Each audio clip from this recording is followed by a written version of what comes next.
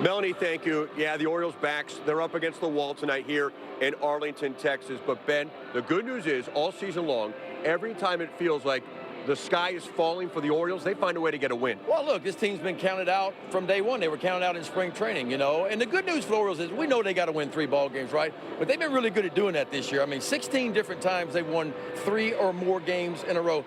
Nobody in baseball has been better than that. We know how good the Orioles are on the road. They've been simply the best road team in baseball. So all those things bode well for the Orioles. And so, look, I like where they are, and I like where the offense finished up. I think the offense got a lot of momentum the other day. It's so hard to not look past one game knowing you have to win 3 straight, but it starts tonight.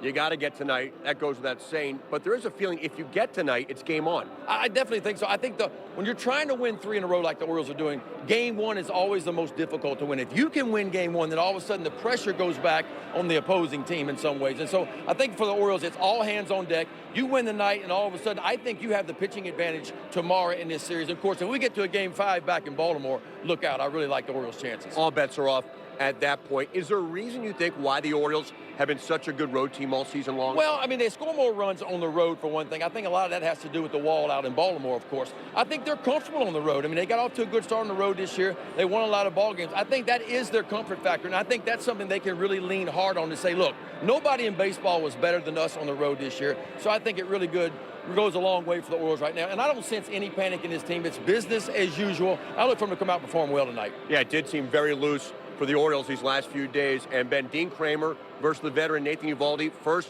professional postseason start for Dean Kramer. Obviously a lot going on with him as well right now.